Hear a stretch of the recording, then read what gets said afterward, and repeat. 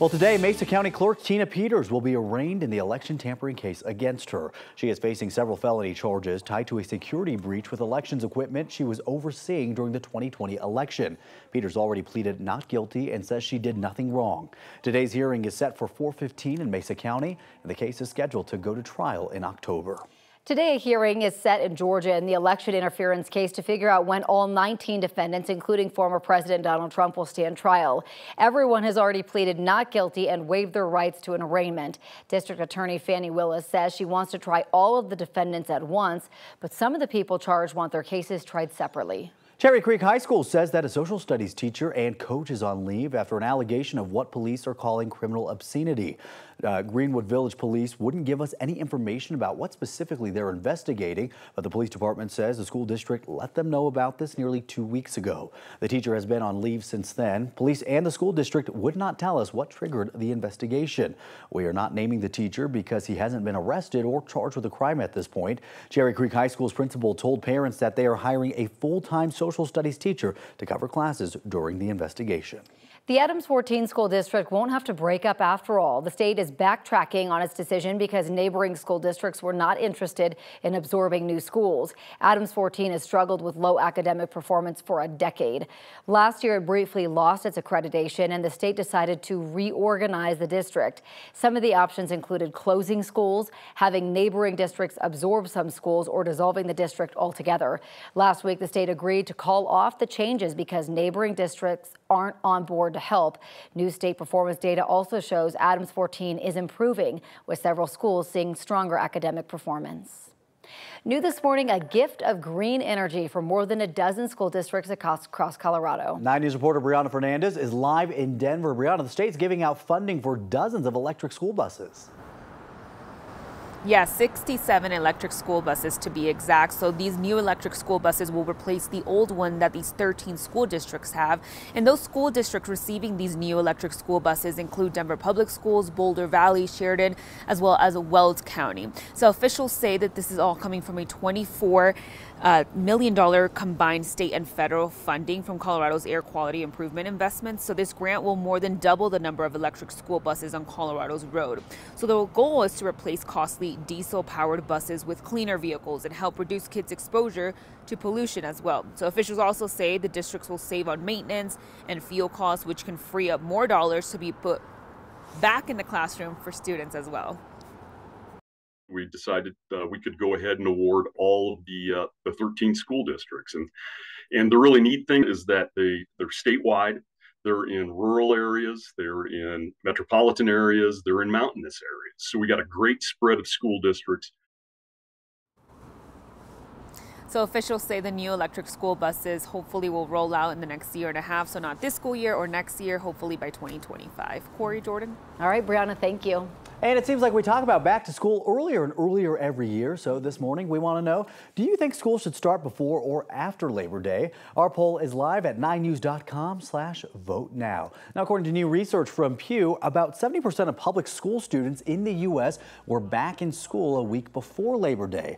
A lot of it tends to be regional. Pew says schools in the South generally tend to start earlier than schools in the North.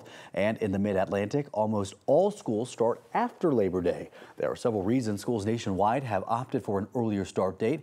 It allows for more breaks throughout the school year, and especially in the South, it also means an earlier end to the school year before it gets too hot for the summer. But research suggests that could change in the future as the earlier part of fall gets hotter and hotter. So let's get back to your results right now. 26% of you saying before Labor Day, 74% of you agreeing with Corey after Labor Day. Well, it's funny that this is what the research says because I grew up in Texas and this was normal to go back in the middle of August. This is why we also disagree on when we think fall starts. Right. We always went back after Labor Day. Ed, same thing, you know, and we've been talking about this today because a lot of kids on the West Coast and a lot of kids on the East Coast, they're going back today. Today is their first day, and it's weird to think that so many kids here in Colorado have been back for a month. Yeah, they're seeing the Today Show promos where they're talking about back to school, and we're like, we've been back in school. This is a long time ago. You know, I think August 7th was the first back to school day. Yeah, you can keep voting on 9news.com/vote now. Let us know what you think.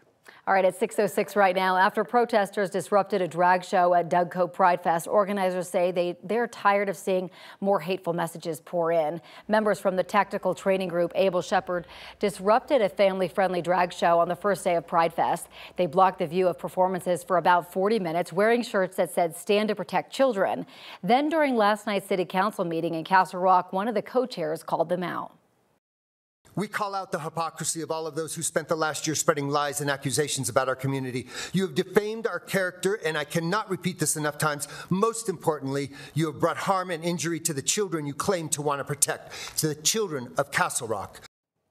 Deputies in Douglas County are still looking for the person who spray painted hateful language at the fairgrounds before Pride Fest started. The head of the firearms training group that disrupted Doug Coe Pride Fest is still denying Able Shepherd was involved in the protest, despite emails obtained by 9 News showing the group organized the effort. Our Kyle Clark asked the CEO of Able Shepherd about the situation. You've said that Able Shepherd is not just a Christ-centered business, but it's a Christ-first business. Correct. Is it a problem for a Christ-first business to bear false witness? If they did that, it would be. Right? You lied to the public about Able Shepherd's involvement in this. You organized the event and then afterwards said you weren't involved. The twist that you're trying to do, I just disagree. You right? said we didn't pay people. Able Shepherd was not involved, and yet you organized the gathering, the disruption. That's involved by any definition. No, it's not. I understand your reach. I disagree. Okay. The full conversation with Able Shepherd CEO Jimmy Graham is on the next YouTube channel, where they also talk about his plan for his armed trainees to back up law enforcement without law enforcement's permission. Former Proud Boys leader Enrique Rio has been sentenced to 22 years in federal prison. That is the longest sentence handed down in more than 1,000 January 6 cases so far. Rio was one of 4 Proud Boys convicted of seditious conspiracy in May, tied to their failed plot to keep former President Donald Trump in power following his loss in the 2020 election. The sentence is about a decade less than the 33 years prosecutors were hoping for. Prosecutors called Rio a naturally charismatic leader, a savvy propagandist, and the celebrity chairman of the National Proud Boys organization. Over the past few weeks, there's been increasing concern from the public regarding Senate Minority Leader Mitch McConnell's health.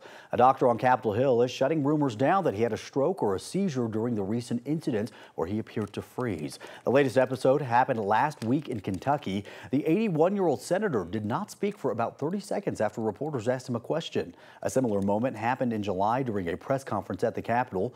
Monday's letter added that after several medical evaluations, they did not find any evidence that Senator McConnell had a stroke or, quote, movement disorders such as Parkinson's disease. This morning, we now know what led to the longtime Price is Right host Bob Barker's death. According to Barker's death certificate, he died of Alzheimer's disease on August 26th. He'll be buried in Forest Lawn Cemetery in Los Angeles next to his wife, who passed away back in 1981. There is no official memorial service planned. Bob Barker was 99. And one thing you want to know about the weather today is after yesterday's 78, we're going to warm it up by about 10 degrees, 80s to near 90. Lots of sunshine to go around, and tomorrow a few degrees warmer, mostly upper 80s and lower 90s with that sunshine.